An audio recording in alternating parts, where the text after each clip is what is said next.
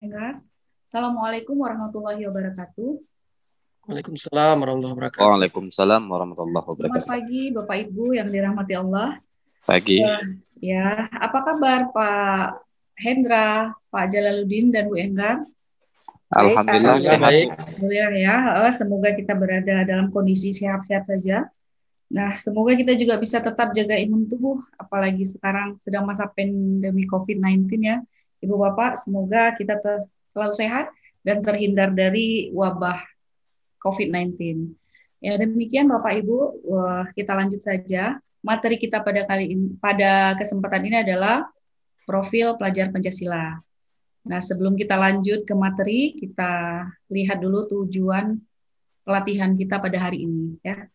Tujuan pelatihan kita pada hari ini adalah menjelaskan definisi pelajar Pancasila dan kegunaannya di program kegiatan pembelajaran di satuan pendidikan. Kemudian, peserta dapat mencapai tujuan pelatihan melalui tanya jawab dan permainan. Ya, Bapak Ibu sekalian, kita lanjut ke slide berikutnya ya, Pak Jalal. Ya, sumber daya manusia yang unggul yang merupakan idaman kita adalah belajar sepanjang hayat ya, yang memiliki kompetensi global dan berperilaku sesuai dengan nilai-nilai Pancasila. Nah, untuk itu maka di sini ada 6 elemen profil Pancasila untuk mewujudkan sumber daya manusia yang unggul. Nah, tujuannya sudah diterjemahkan dalam profil pendidikan Pancasila untuk sekolah penggerak kali ini ya. Selanjutnya untuk slide yang keempat, Pak Jalaluddin. Ya, jadi ada 6 elemen profil pelajar Pancasila. Untuk yang pertama, beriman, bertakwa kepada Tuhan, dan berakhlak mulia.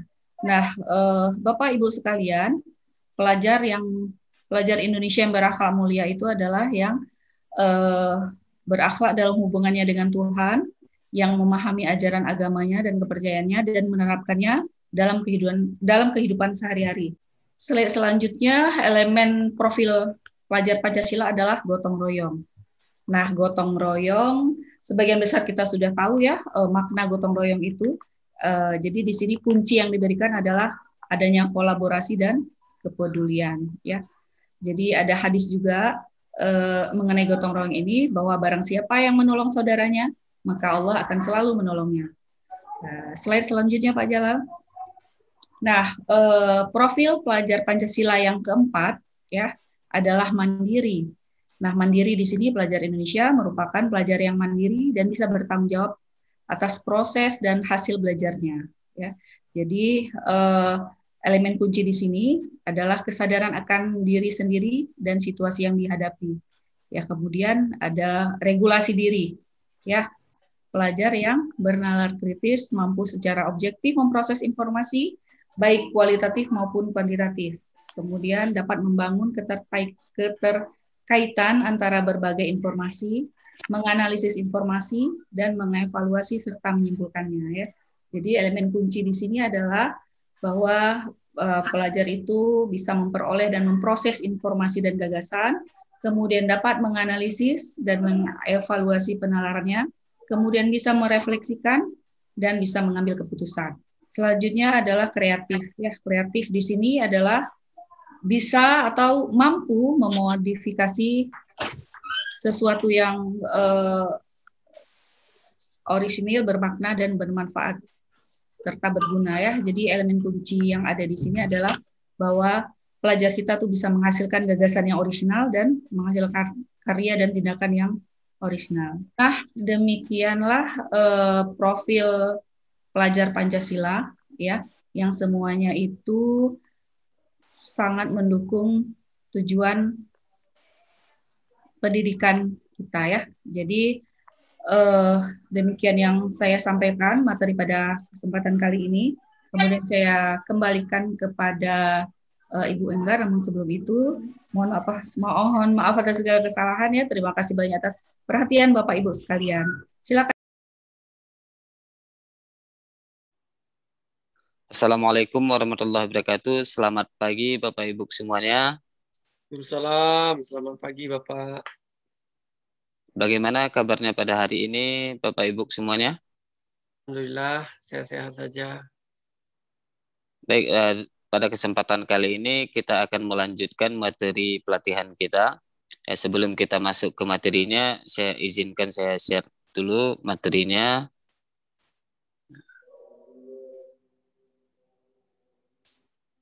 Baik, pada hari ini kita akan melanjutkan dengan materi pendidikan yang memerdekakan. Sebelumnya tujuan pelatihan ini itu bertujuan untuk memperkenalkan kepada peserta mengenai pendidikan yang memerdekakan sehingga peserta dapat mengaplikasikan dalam kegiatan pembelajaran. Sebelum kita masuk ke materinya, adakah Bapak Ibu semua tahu itu apa Merdeka Belajar? Saya, Pak, Ya, silakan Pak Jalaluddin.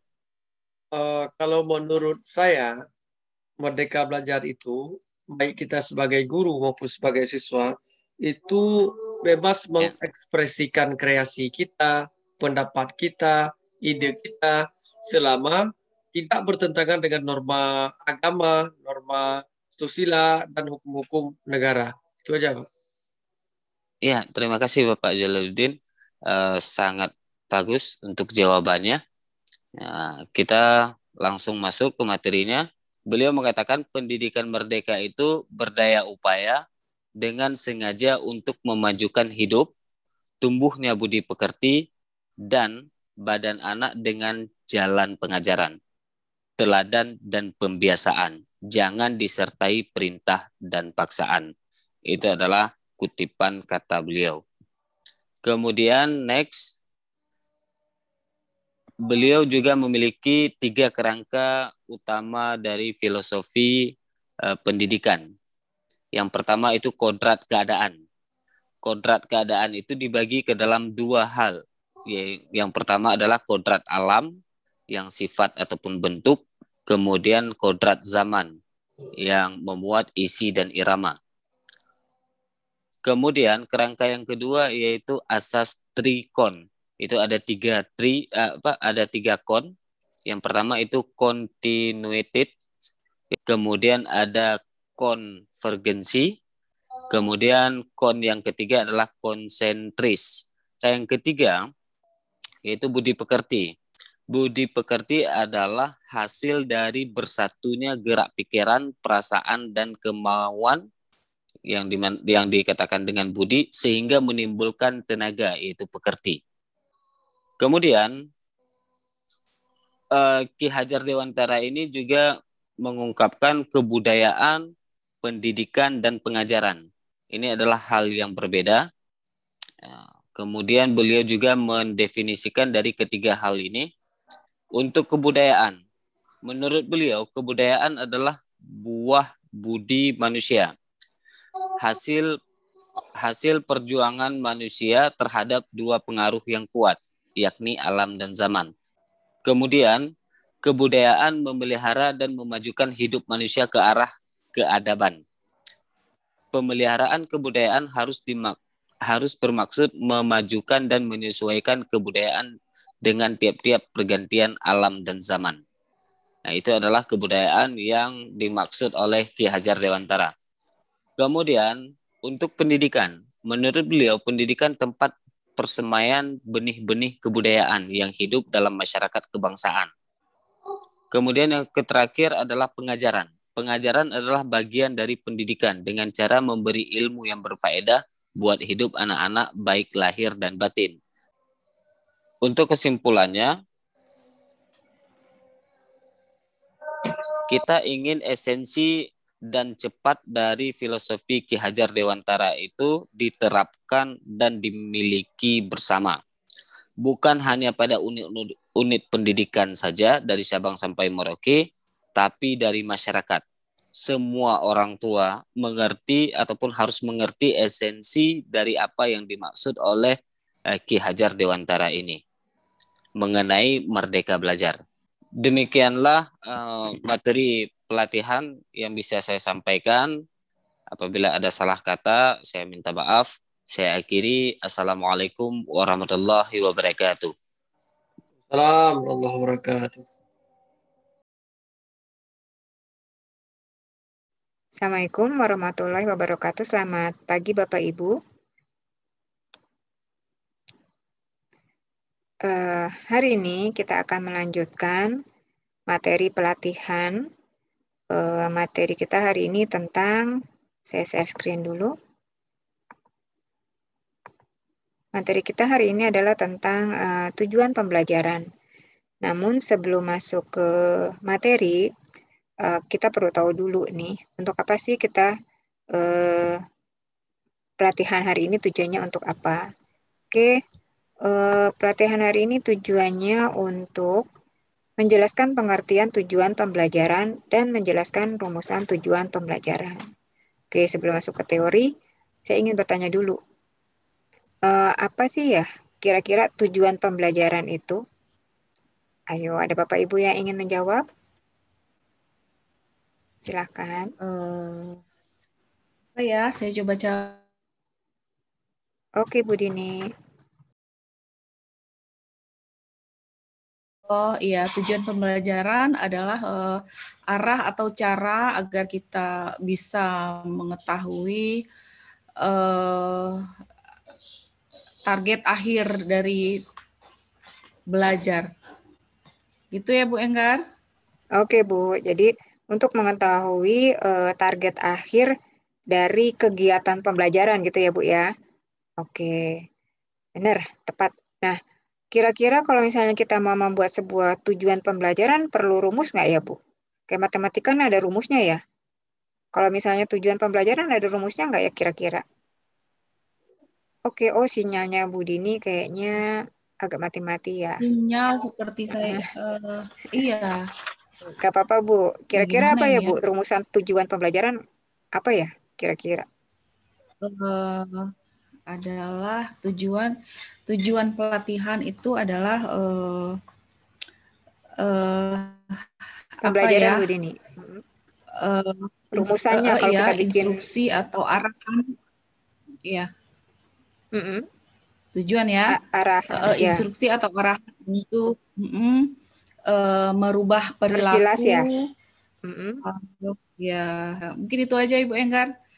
Oke, ya. Jadi tadi Bu Dini sudah memaparkan sedikit kalau kita mau bikin rumusan tujuan pembelajaran itu mungkin harus informatif ya Bu, harus sederhana seperti itu kali ya. Oke, nah sekarang kita masuk dulu ke Ya, materi. Apa sih sebenarnya? Oke, ini dia. Kelihatan? Kelihatan ya. Ya. Jadi ya tujuan kelihatan. pembelajaran, ya kelihatan ya. Jadi tujuan pembelajaran itu adalah deskripsi pencapaian 3 aspek kompetensi.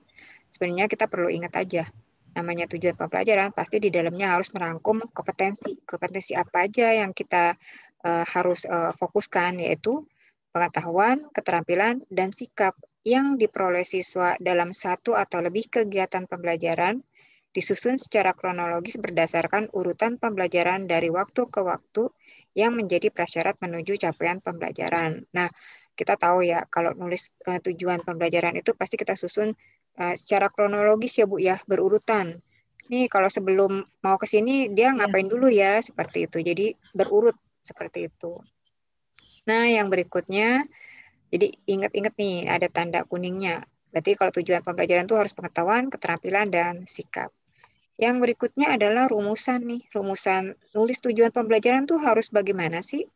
Yang pertama, harus meliputi tahapan kognitif. Jadi kalau kita nulis tujuan pembelajaran, kita harus ingat bahwa di dalamnya itu tercakup tahapan kognitif siswa. Misalnya seperti apa? Misalnya mengingat, memahami siswa kita ini mau ngapain.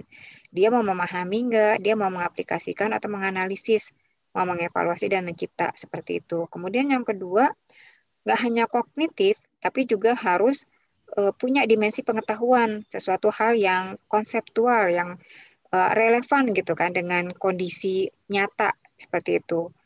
Ini di dalamnya, di dalam tujuan pembelajaran harus mencakup ini juga. Terus ada kecakapan hidup, karena kita ingin murid-murid kita itu nggak hanya pintar ya, tapi juga bisa memiliki kecakapan hidup. Ya nggak Bu Dini? Ya kan ya? Ya kan, kita ingin anak-anak kita selain cerdas juga kreatif gitu kan, seperti profil Pancasila. Nah, yang kemudian yang berikutnya adalah, nah ini dia tadi barusan disebut profil pelajar Pancasila ada 6 ya, ada profil pelajar Pancasila itu ada 6. Oke, nah jadi hari ini kita belajar tentang tujuan pembelajaran dan rumusan TP. Ini penting sekali kita ingat untuk nanti kita membuat modul ajar. Oke Bapak Ibu, sampai di sini ada pertanyaan? Ada pertanyaan? Nggak ada ya? Oke, kalau tidak ada, saya akhiri sampai di sini. Terima kasih, saya stop share dulu. Oke, saya akhiri sampai di sini. Terima kasih. Wassalamualaikum warahmatullahi wabarakatuh.